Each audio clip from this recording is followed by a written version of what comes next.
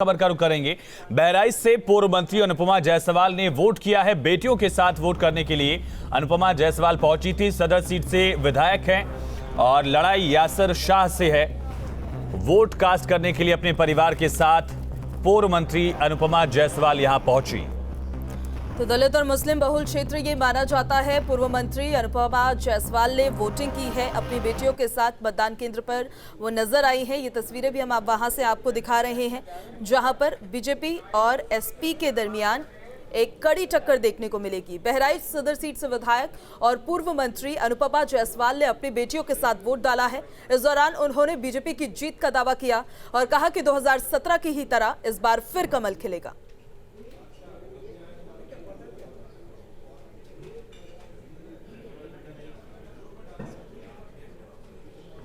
मंत्री अनुपमा जायसवाल ने भी अपनी फैमिली के साथ वोट डाल दिया है और वोट डाल के वो बाहर आ रही हैं। अनुपमा जी, कैसा चल रहा है आपका चुनाव? बढ़िया चल रहा है, अच्छा चल रहा है। क्या इश्यूज किन मुद्दों के साथ आप वापस मैदान में उतरी हैं? देखिए, मुद्दा जो है वो पूरा प्रदेश जानता है। पहली बार प्रदेश ने बदलाव देखा है। पहली बार प्रदेश में नागरिकों को सुरक्षा मिली है। पहली बार भ्रष्टाचार मुक्त प्रशासन मिला है। और सबसे बड़ी बात जो है, ये सरकार गरीबों की रहनुमा सरकार बनकर उभरी है, जिसने बिना किसी जातिवाद के, बिना किसी परिवारवाद के हर वर्ग के लोगों को सुविधाएं पहुंचाने का काम किया है। गरीबों के जीवन स्तर को ऊपर उठाने का काम किया है। लग रहा है कि जो चमत्कार 2017 में किया था, 5 साल बाद फिर वो चमत्कार कर पाएंगी? 100%, उसमें कोई इफ बट है ही नहीं। 2017 में भी कमल का फूल यहाँ खिला था और 2022 में भी कमल का फूल और बहुमत के साथ यहाँ पर खिलेगा। तो अपनी जीत को लेकर बहुत आश्वस्त दिख रही हैं अनुपमा जायसवाल। वीडियो जर्नलिस्ट सफल हसन के साथ अनिल यादव, न्यूज़ स्टेट, बहराइच। वरिष्ठ पत्रकार वीरेंद्र भट्ट सर भी हमारे साथ कनेक्ट हो गए हैं। वीरेंद्र भट्ट सर, स्वागत है सर। सबसे अहम सवाल जो इस चरण के लिहाज से दिख रहा है कि अब चुनाव उस इलाके में आ चुका है जहां ओबीसी वर्ग का अपना एक अलग वोट बैंक है और चुनाव से ठीक पहले जैसा कि दल बदल का खेल हमने देखा, स्वामी प्रसाद मौर्य और बाकी नेता ओबीसीज के उपेक्षा का आरोप लगाकर शिफ्ट हुए थे समाजवादी पार्टी में। इस इलाके में इस वोट बैंक को आप कैसे देख रहे हैं चुनाव के लिहाज से, और साथ साथ जो क्षेत्रीय दल भी अब इस लिहाज से चुनाव में आ चुके हैं, चरण में आ चुके हैं, चाहे निषाद पार्टी हो, ओपी राजभर की पार्टी हो, अपना दल के दोनों जो कुनबे हैं वो भी इस चरण में हैं, तो कितना अहम होने वाला है other than Yadav OBC vote bank? देखिए, जैसे जैसे चुनाव अब आगे बढ़ेगा, ये 5वां चरण है, इसके बाद 6वां है, फिर 7वां चरण है, तो ये जो दो अस्मिताओं की लड़ाई है, जाति और हिंदुत्व की, ये और मुखर होगी। और ये ऐसा क्षेत्र है जहां से स्वामी प्रसाद मौर्य और दारा सिंह चौहान, योगी सरकार के दो प्रमुख अति पिछड़ी जाति के, गैर यादव जाति के जो 2 मंत्री थे जिन्होंने इस्तीफा दिया था, और जब जनवरी में इनका इस्तीफा हुआ था तब इस बात का से बहुत ये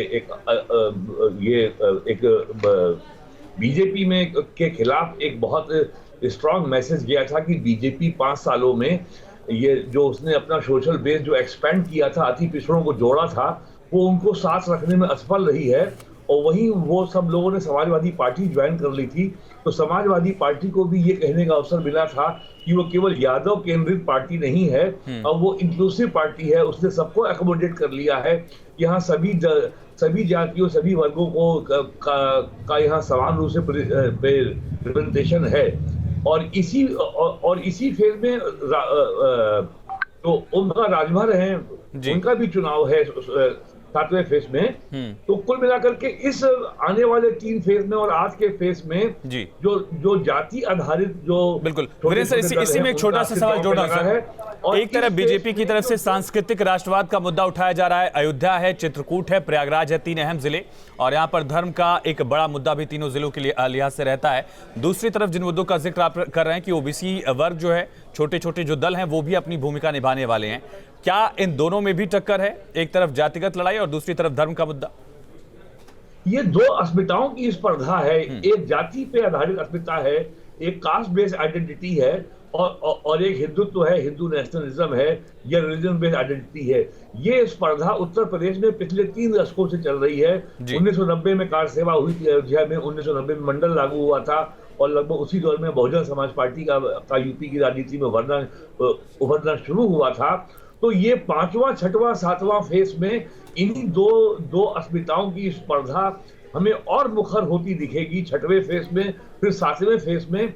और इसमें और भारतीय जनता पार्टी ने 2014 से जो नया एक सामाजिक सोशल इंजीनियरिंग का जो नया प्रयोग प्रारंभ किया था, गैर यादव पिछड़े और गैर जाटव दलितों को अपने साथ जोड़ा था।